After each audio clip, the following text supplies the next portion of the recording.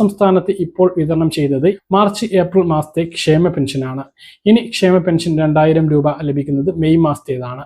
സർക്കാർ പെരുമാറ്റച്ചട്ടം നിലവിൽ വരുന്നതിന് മുമ്പ് തന്നെ മാർച്ച് ഏപ്രിൽ മെയ് മാസത്തെ ഉത്തരവ് ഇറക്കിയിരുന്നു. അതാത് മാസത്തെ പെൻഷൻ കൃത്യസമയങ്ങളിൽ വിതരണം ചെയ്യുന്നതിന് വേണ്ടിയാണ് ഉത്തരവ് ഇറക്കിയിരുന്നത്. എന്നാൽ ഏപ്രിൽ മാസത്തെ പെൻഷൻ നേരത്തെ വിതരണം ചെയ്യുന്നതിന് പ്രത്യേകം മറ്റൊരു ഉത്തരവും ഇറക്കിയിരുന്നു. ഏപ്രിൽ മാസത്തെ പെൻഷൻ 2000 രൂപ മുൻകൂറായി നൽകുന്നതിന് വേണ്ടിയിട്ടാണ് നൽകിയത്. ഇലക്ഷൻ 9-ാം തീയതി ആയിരുന്നു. അതിനു മുമ്പ് വിഷു, ഈസ്റ്റർ എന്ന് പറഞ്ഞുകൊണ്ടാണ് അത് വിതരണം ചെയ്തത്. പക്ഷെ അത് വിതരണം ചെയ്തതുകൊണ്ട് തന്നെ ഇനി നമുക്ക് വരുന്ന വിഷു 15-ാം തീയതി വരെയാണ്. ആ ഒരു സമയത്ത് പ്രത്യേകം ഒരു പെൻഷൻ ഇല്ല. അത് നേരത്തെ ലഭിച്ചത് കൊണ്ട് തന്നെ ആ ഒരു സമയത്ത് പെൻഷൻ നമുക്ക് ലഭിക്കുന്നില്ല എന്നുള്ളത് ശ്രദ്ധിക്കേണ്ട കാര്യമാണ്.